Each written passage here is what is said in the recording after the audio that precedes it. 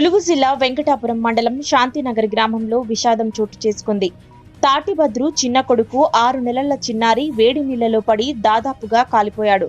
తల్లిదండ్రులు తెలిపిన వివరాల ప్రకారం స్నానం చేయటానికి వేడి నీళ్లు పెట్టి ఇంట్లోకి వెళ్లి బయటకు వచ్చేసరికి పసికందు ఆడుకుంటూ వెళ్లి వేడి నీళ్ల బకెట్ తనపై వేసుకున్నాడని తెలిపారు.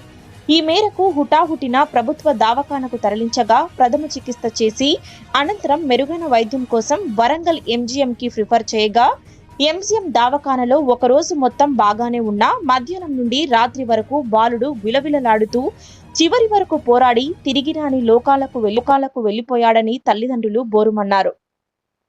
అంతేకాకుండా ఈ ఇంగ్లీష్ మందుల కంటే నాటు మందులతోనే నయమయ్యేదని వాపోయారు. గతంలో కూడా తన పెద్ద కొడుకు వీపు కాలిన నేపథ్యంలో నాటు మందులు వాడితే త్వరగా తగ్గిందని, ఇంతకంటే ఎక్కువ కాలినా నాటు వైద్యంలో మంచి ఫలితాలు ఉన్నాయని తల్లిదండ్రులు చెప్పుకొచ్చారు. ఇలాంటి ఉదాంతాలు జరుగుతున్న నేపథ్యంలో పిల్లలకు సంబంధించి ఒక పీడియాట్రిషియన్ పిల్లల స్పెషలిస్ట్ డాక్టర్ ఉంటే కొంత మేరకు ఇలాంటి కాలిన కేసులను దాదాపుగా తగ్గించవచ్చునని మండల ప్రజలు అభిప్రాయపడ్డారు. ఈ విషయంలో వైద్య శాఖ ఆలోచించి ఇటువంటి సమస్యలు మళ్లీ పునరావృతం కాకుండా ఒక పీడియాట్రిషియన్ వైద్యుని వెంకటాపురం మండలంలో నియమిస్తే పసిపిల్లల మరణాలు జరగకుండా ఉంటాయని ఈ సందర్భంగా తెలిపారు. నువ్వు పోతే అక్కడ పట్టించుకోలేదు, ఆడికి పోయినాక అన్ని బాటిల్ పెట్టిండు, నా కొడుకు పెడుసులాగా వచ్చేటట్టు చేసిండ్లు. చేసి పిల్లగాని మాత్రం మాలే ప్రాణాలు తీసిండు. అలా కూడా తాగి ఉన్నాడు, డాక్టరే తాగి ఉన్నాడు.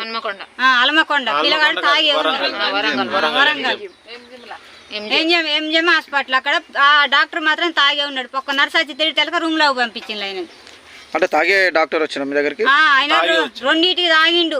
కొంచెం గేరు ఉండే పిల్లగాడు తాగొచ్చి తెల్లారుజాముకి వచ్చి ఇక్కడ ఒత్తిండు. పిల్లగాని 3 సార్లు బాటిల్ పెట్టిండు. పెడిసొచ్చే వద్దు బాటిల్ పెట్టకండి అంటే అయినా పెట్టిండు. 15 బాటిల్ పెట్టిండు నైటు.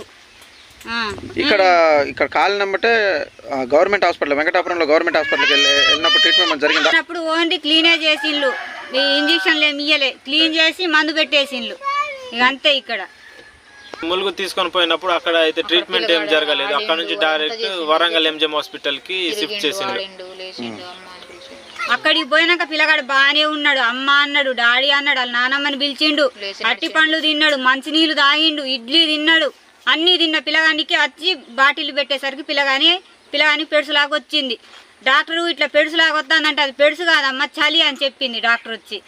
మా అత్తయ్య 4 సార్లు పోయింది నైటు, అయినా కూడా రాలే డాక్టర్. ఒక్క డాక్టర్ కూడా రాలే. తెల్లారినాక వచ్చి చెప్పింది ఇది పెడుసు కాదమ్మా చలి అని చెప్పింది. పిల్లల వాటికి పంపించిండు ఐసీయూలో. ఆడ కొంచెం పోయినప్పుడు పిడుసుకి మందేసిండ్లు. అప్పటికి బాగానే ఉన్నాడు పిల్లడు, పగలంతా బాగానే ఉన్నాడు. నైట్ అయిన తర్వాత నైట్ 12 గంటలకు అనుకుంటా అప్పుడే పిల్లోడికి బాగా శ్వాస తీసుకోవడానికి ఇబ్బంది అవుతా ఉండే. నోట్లే రాడ్డు పెట్టేసి పైప్ పెట్టిండు, ఇట్లా వస్తామని చెప్పింది. అది వచ్చేసినాక మళ్ళీ బయటికి బెడ్ దగ్గర తీసుకొని వచ్చినాక బాటిల్ పెట్టిండ్లు. బాటిల్ పెట్టినాక తెల్లారుజాముకు 4 గంటలకి ఇక్కడ బాగా నొక్కిండ్లు. పిల్లగాని బాగా నొక్కి బాటిల్ పెట్టిండు, మళ్ళీ మొదలు పెట్టిండ్లు. బాటిల్ పెట్టినాక ముక్కులోకి వెళ్ళి కొంచెం నురుజొత్తా ఉండే. ఇక డాక్టర్ చెప్పిన ఇట్లా నురుజొత్తాందని చెప్పేసరికి అన్నాడు డాక్టరు, అది అట్టనే వస్తుందమ్మా అన్నాడు. మళ్ళీ వచ్చి నొక్కిండు. చివరి నిమిషంలో మీ అబ్బాయి ఇంకా లేడమ్మా ప్రాణాలతో అని చెప్పిండు. నాటు వైద్యం మీదనే నమ్మకం ఉన్నది. ఎందుకంటే నా పెద్ద కొడుకు నాటు వైద్యంతోనే బాగా అయింది కాబట్టి నాకు దాని మీద ఈ డాక్టర్లు అంతా మూఢ నమ్మకాలు. ఈ మంచిగా ఉన్న ప్రాణాలను చంపుతారు. నా కళ్ళ ముందర మంచిగా ఉన్న పిల్లలని 4గురిని చంపిళ్ళు అక్కడ డాక్టర్లు. మూత్తరేమున్న వాళ్ళు తురుకోలే అలా పిల్లల్ని అంత ఘోరంగా చేసిండు వాళ్ళు. ఏదో 3వ ఇంజక్షన్ అంటాను, అది ఎత్తాను అట్లా చేస్తాను, అందించలేరు. ఎవరైనా వచ్చారు ఇక్కడికి అధికారులు కానీ ఇంకెవరైనా రాలేదు. పట్టుకోవడానికి వస్తారు. ఓట్లే కావాలి వాళ్ళకి, మనుషులతో అవసరం లేదు. ఓట్లప్పుడు మనుషులు కావాలి, ఇప్పుడు అవసరం లేదు వాళ్ళకి. వస్తాడు మరి పిల్లగాళ్ళు పెద్దలు చిన్నలు ముసలలు ముతుకలు వాళ్ళకి ఏమైనా పట్టించుకోలు, ఎవరికి ఏమైనా పట్టించుకోలు. వాళ్ళకి ఓట్లు మాత్రం కావాలి. అంటే ఇక్కడ మీ నిర్లక్ష్యం కూడా ఉంది అని చాలా మంది చెప్తున్నారు. మేమేం నిర్లక్ష్యం చేయలే. ఎమ్మటే మేము హాస్పిటల్ తీసుకుపోయినాం. పిల్లగాడు ఎమ్మటే హాస్పిటల్ తీసుకెళ్ళినాం. హాస్పిటల్ తీసుకుపోయినాక క్లీన్ చేసి ఆడు పంపించింది వాళ్ళు. పోకుండా ఇక్కడ ట్రీట్మెంట్ జరిగి అంటే నా కొడుకు బాగుపడేటోడు, మంచిగా బ్రతికేటోడు. లేకపోతే నేను ఒక్క మాట శివాలరావు మేము అటు పోము ఇంటికి పోతామని అప్పుడు పంపించిన నా కొడుకు బాగా బతికేటోడు. అంటే ఇక్కడ సరైన వైద్యం ఇప్పుడు వెంకటాపురంలో సరైన వైద్యం అందలేదంటారు మీరు? సరైన వైద్యం లేదు వెంకటాపురంలో. అంటే ఇక్కడ నుంచి ఎంజిఎం పోవడం వల్ల లేట్ అయ్యి ఇట్లా అయిందని అనుకుంటున్నారు అయితే? అక్కడ పట్టించుకోలేదు, అక్కడ ఏ డాక్టర్ కూడా వచ్చి పట్టించుకోలేడు.